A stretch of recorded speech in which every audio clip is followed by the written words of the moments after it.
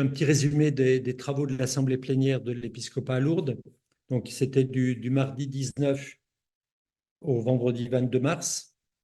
Et donc, il y a eu beaucoup de sujets abordés. Alors, par exemple, la fin de vie, le tribunal pénal national, la question du diaconat, des séminaires, des ministères institués, ce qui est l'accueil des personnes adultes victimes, pas simplement victimes jeunes, mais aussi adultes. La question des radios catholiques, chrétiennes, l'enseignement catholique, la transformation des structures de la conférence. Voilà, puis des questions sur les prières de délivrance, sur le synode romain, sur Notre-Dame de Paris. Enfin, ça fait beaucoup de sujets en 3 jours. Donc, le sujet rapidement sur la fin de vie, on a rédigé un texte intitulé Ne dévoyons pas la fraternité. C'est un texte où on a exprimé une grande inquiétude et des profondes réserves à l'égard du projet de loi annoncé sur la fin de vie. Voilà, on a essayé d'affirmer que toute vie humaine mérite d'être inconditionnellement respectée et accompagnée avec une authentique fraternité. Et comme beaucoup de nos concitoyens, chrétiens ou non, croyants ou pas, et comme un très grand nombre aussi de soignants, nous avons réaffirmé notre attachement à une voix française du refus de la mort provoquée et de priorité donnée aux soins palliatifs. Voilà. Si vous lisez ce texte, il est très court, c'est une page et demie, et il mérite d'être lu. Sur la réforme de nos statuts de la CEF, de la conférence épiscopale en France, ce sont les services de l'avenue de Breteuil à Paris. Il y a un processus actuellement de transition. Bon, il y a un conseil permanent d'une douzaine d'évêques, mais qui va petit à petit être remplacé, en tout cas l'année prochaine, par un conseil permanent fait de un évêque élu par province. L'idée, donc pas forcément l'archevêque métropolitain, mais ça permettrait une fluidité plus grande entre le conseil permanent et puis les provinces et les diocèses. Voilà, qu'il y ait une fluidité entre eux. Et puis l'autre peut-être nouveauté, c'est le fait qu'on faisait ces derniers temps des assemblées plénières d'évêques avec parfois des fidèles invités sur des sujets précis comme Laudato Si ou d'autres. Et là, Rome a accepté que tous les 3 ans fasse une sorte de conseil élargi triennal, ça s'appellerait comme ça, conseil élargi triennal, avec tous les évêques de France et puis un certain nombre de fidèles représentatifs de la France entière. Donc ça, c'est quand même intéressant d'un point de vue synodal. On est toujours dans l'expérimentation. Voilà, on a évoqué aussi le jubilé qui a été décidé par l'Église catholique en 2025. Ça marquera aussi les 1700 ans du concile de Nicée de 325. C'était le premier concile. Donc c'est peut-être aussi l'occasion 2025 de redécouvrir le credo. Alors ce n'est pas simplement des discussions théologiques de haut niveau sur la Trinité, sur Jésus, vrai Dieu, vrai homme. L'accent, c'est aussi de dire qu'un concile, c'est une célébration, c'est une manière de faire communion, et ça marque l'importance de la foi confessée lors de nos propres célébrations. Nicée, évidemment, rappelle la question de la paternité de Dieu, la divinité du Christ, mais c'est aussi une manière de comprendre comment Dieu entre vraiment dans l'histoire. Et qu'est-ce que cela implique réellement que Dieu, créateur, sauveur, entre dans l'histoire. Et donc, comprendre la radicalité de l'incarnation. Et c'est bien le Fils de Dieu qui se fait chair. Et l'enjeu de Nicée, c'est aussi la mission. Ça nous invite à penser le mystère de Dieu, mais aussi le mystère de l'homme, avec des mots lourds comme on y parle de paternité, de filiation. On peut penser d'un point de vue de l'anthropologie, comme on dit, la conception de l'homme. Qu'est-ce que la paternité aujourd'hui? La filiation, le don de soi, l'égalité, les différences. Vous voyez, il y a des mots comme ça qu'on retrouve et qui aujourd'hui ont encore leur actualité, peut-être moins sur le mystère de Dieu, mais aussi sur le mystère de l'homme. Et puis on célébrera ce 1700e anniversaire du concile de Nicée avec un enjeu écuménique. Quelle est notre foi commune? Qu'est-ce qui est commun et qui est bien plus fort que nos divisions? Et l'espérance du pape François, c'est que le jubilé ne soit pas un pas vers l'unité, notamment par exemple sur la date de Pâques. Pourquoi pas?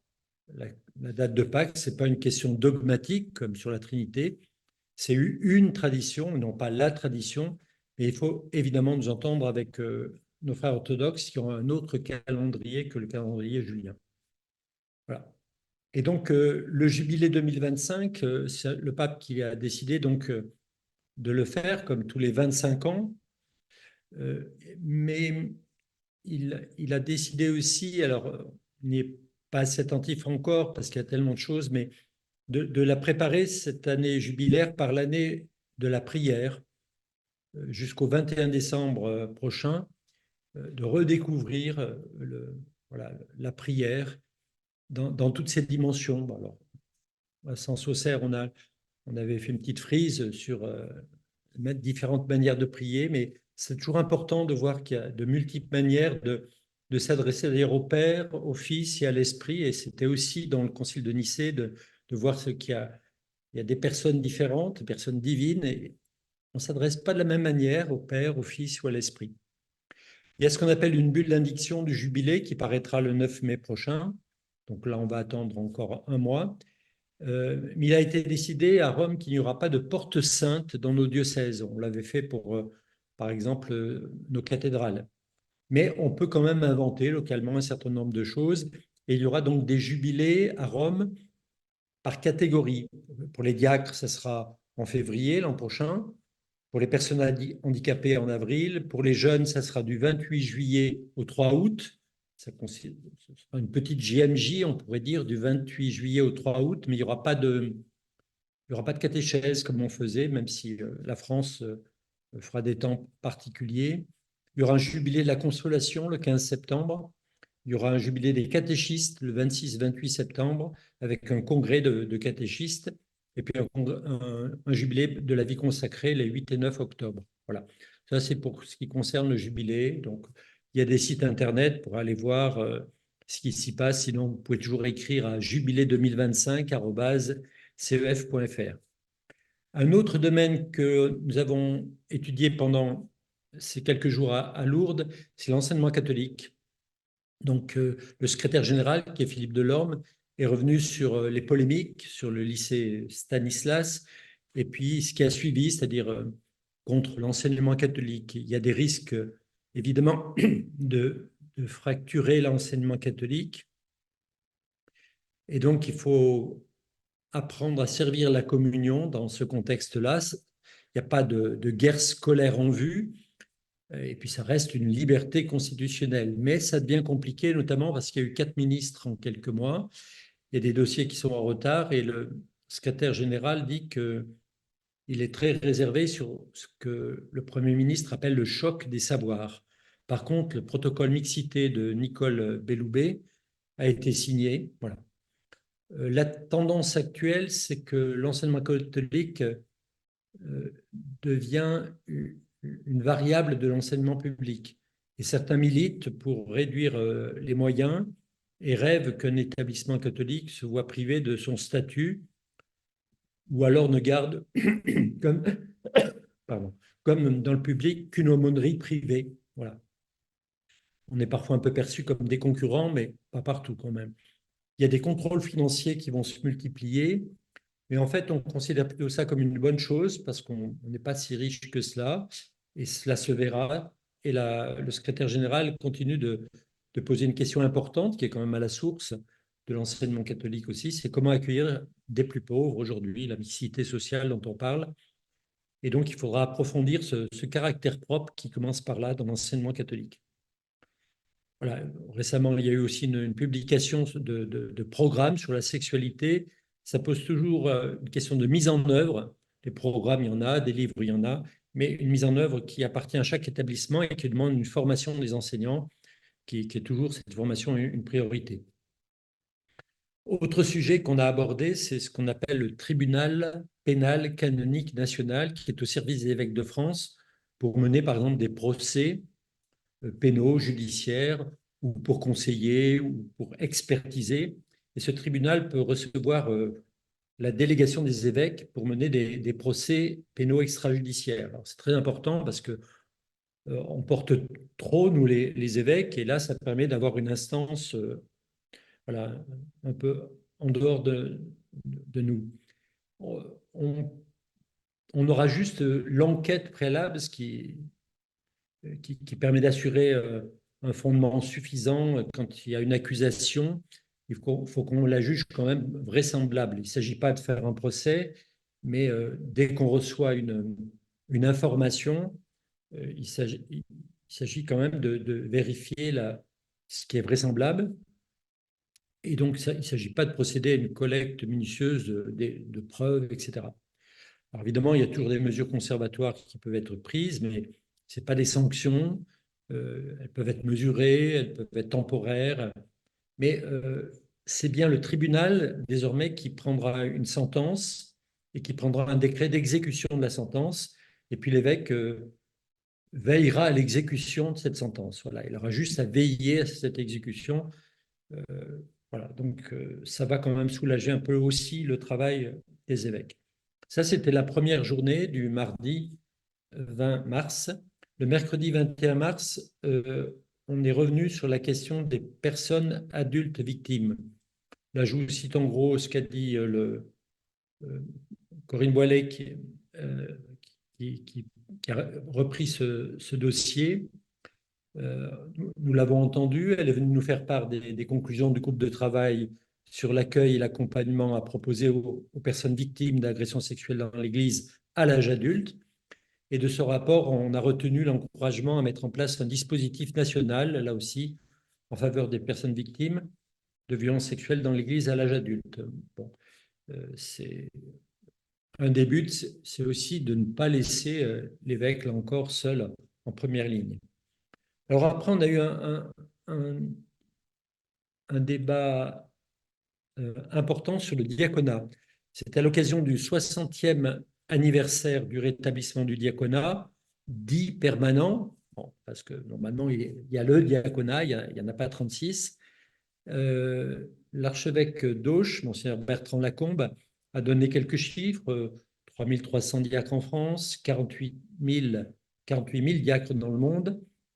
Il y a des ateliers qui travaillent actuellement sur la diaconie, sur la mobilité des diacres, sur leur incardination dans un diocèse, sur les 75 ans et plus, voilà, sur le rapport entre prêtres et diacres, sur les nouvelles générations qui arrivent, sur les figures pour l'avenir, les figures de diacres un peu différentes, sur l'accompagnement justement des diacres et des épouses, sur la formation initiale, sur l'interpellation, et puis sur l'articulation de leur ministère avec les ministères institués qui commencent à émerger. Donc là, c'est un petit point. Et puis après, on a eu l'archevêque d'Aix-en-Provence, monseigneur Christian Delarbre, qui a donné quelques points théologiques sur le sens du diaconat aujourd'hui. Alors, je vais pas tout vous redire, évidemment, la conférence. Il a souligné que le diacre se comprend toujours en référence au ministère épiscopal et que l'épiscopat, il est le degré suprême, comme on dit, du sacrement de l'ordre, mais il a deux ordres de collaborateurs. Il y a les prêtres et il y a les diacres. Donc, il y a des différences. Il y a un presbytérium, mais il n'y a pas de diaconium, mais il y a quand même une fraternité entre les diacres. Et l'évêque dispose à la fois des prêtres comme collaborateurs, oui, mais ça n'épuise pas la totalité du ministère et des ministères possibles. Donc, il a bien souligné que le diaconat est ordonné pour le service de l'évêque et ce que donne l'évêque comme objectif, quoi. Un point caractéristique du ministère diaconal qui est peut-être méconnu, c'est que les diacres sont ordonnés par l'évêque aussi pour collaborer à la constitution du corps ecclésial. Ça, c'est intéressant, une sorte de ministère de communion qui soit pour le service. Et donc, il a fait une analyse de l'action liturgique des diacres qui serait analysée, et le diacre qui peut veiller à ce que chacun ait sa place.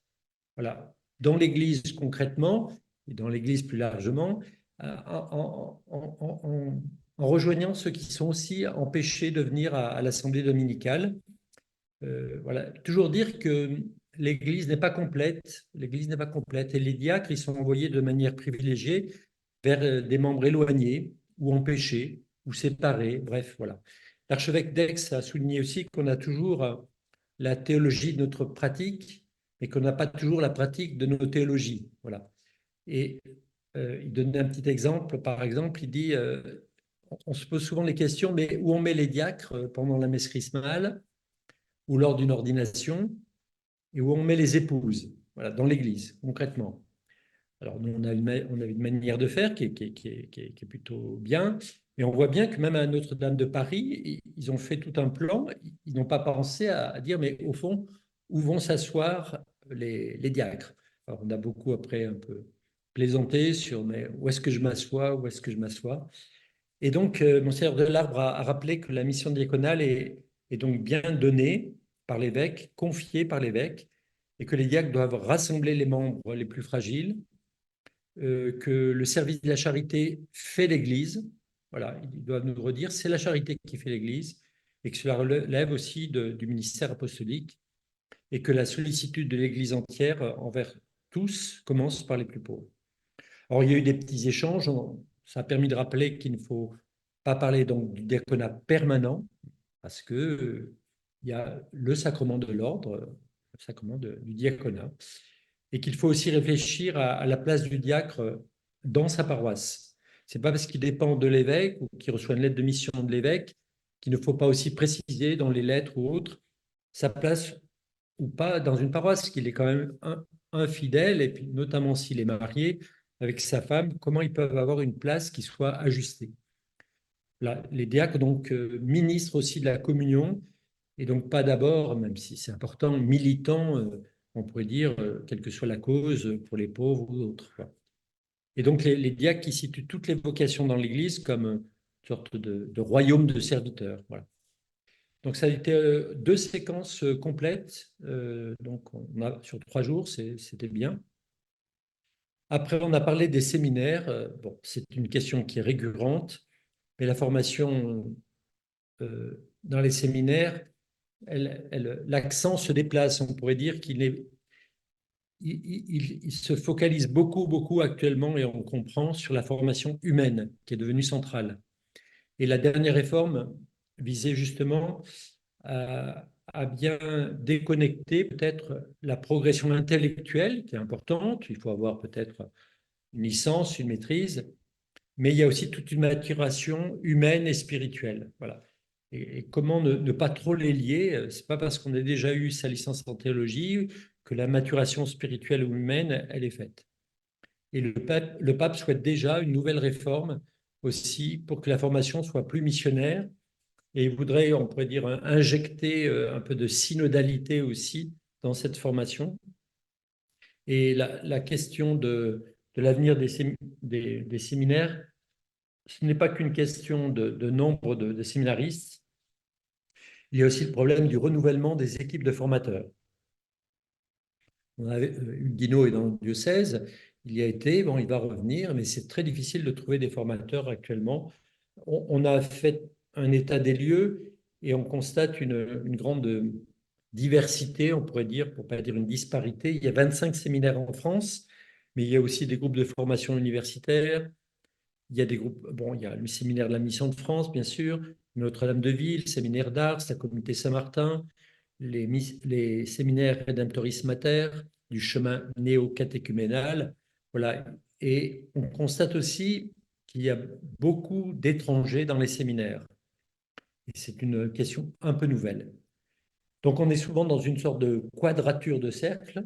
On veut des maisons stables, des maisons, des séminaires proches, des équipes sûres, mais aussi on veut avoir le choix d'un endroit en fonction du séminariste, de ses capacités.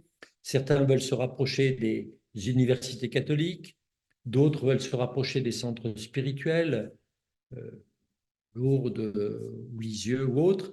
D'autres insistent sur l'alternance études pastorales, la nécessité aussi d'avoir des instituts avec des professeurs docteurs et elle est perçue aujourd'hui comme une exigence trop haute. Les séminaires ont du mal à répondre à cette exigence qui est demandée par Rome et qui, à mon avis aussi, est trop forte. Et l'augmentation de la durée des études n'est pas forcément une garantie de discernement. Ce qui est acquis et déjà en place, c'est en tout cas la place des femmes dans tous les conseils de séminaire. Ça, c'est quelque chose qui avait été demandé après la SIAZ, mais il y en avait déjà avant. Mais du coup, là maintenant, c'est présent partout. Un autre point qui a été abordé, c'est les ministères institués. Les évêques ont fait le point sur l'appel au ministère de lecteurs, d'acolytes, de catéchistes, en essayant de dire qu'il faut déployer tous les charismes que le Seigneur suscite. On se souvient de l'épître aux Éphésiens, les dons qu'il a faits, ce sont les apôtres, les prophètes, les évangélisateurs, les pasteurs, ceux qui enseignent. Et de cette manière, les fidèles sont organisés pour que les tâches du ministère soient accomplies et que se construise le corps du Christ. On voit bien que les tâches du ministère, là, il y a plusieurs tâches, mais le but, c'est la construction du corps. Voilà. Et donc, c'est vraiment des tâches qui peuvent être diverses et complémentaires. On sait que le pape a fait 2 motu proprio, de sa main, on pourrait dire, récemment, en janvier 2021 et en mai 2021, qui permettent d'initier des formes nouvelles de ministère laïque qui participent à la mission de l'Église. Et pour contribuer à l'annonce de la joie de l'Évangile, eh bien, l'institution de ministère laïque montre que il est nécessaire qu'il y ait la participation de tous les fidèles à ce service de l'Église, de sa construction. Au sens strict, on pourrait dire, comme au sens large, il faut rappeler que le mot ministère, c'est un service et que le ministre est un serviteur. Et voilà, donc ces ministères ne seraient pas réitérables. Une fois qu'on a été institué lecteur, acolyte, on le demeure, mais on peut ne pas avoir un temps, une charge. Mais si on en reprend une, on ne réinstitue pas. Voilà. Donc cet appel de ministre laïque va de pair avec une mise en pratique de la synodalité dans l'Église. Et, et, et vous savez que dans la province de Dijon, il y a une école provinciale pour la mission qui permet non seulement de préparer éventuellement au diaconat, mais aussi à ces divers ministères d'autres services ou responsabilités dans l'Église. Donc voilà, chaque diocèse doit discerner s'il met en œuvre justement de nouvelles figures de ministères laïques. Voilà. Un autre dossier qui a été ouvert et qui est aussi important, c'est la question des radios. C'est l'évêque coadjuteur de Toulon, Monseigneur François Touvet, qui était l'ancien évêque de Châlons, qui a esquissé l'avenir des radios chrétiennes en France par une communion et pour la mission, on pourrait dire, par la communion et pour la mission. C'est vrai que l'arrivée de KTO Radio, on connaissait la KTO, la chaîne de télé, cette arrivée cette radio KTO a fait réfléchir, a bousculé, on peut dire, et il y a désormais donc une nouvelle impulsion qui est née de cela, mais aussi de l'arrivée du numérique et des questions financières, il faut le dire. Et donc, il y aura une mise en place d'un média qui sera multimarque, parce qu'il n'y a pas assez de lisibilité, on dit aujourd'hui, avec une complémentarité, et donc en se disant qu'il ne faut pas se concurrencer. Et donc, par exemple, il va y avoir une alliance au niveau régional entre RCF, Radio Chrétienne en France, et Radio Notre-Dame, avec le souci de garder la dimension locale. Bon, ça ne sera pas simple, hein, parce que chacun a sa manière de voir. Il y a 5 axes qui ont été déterminés.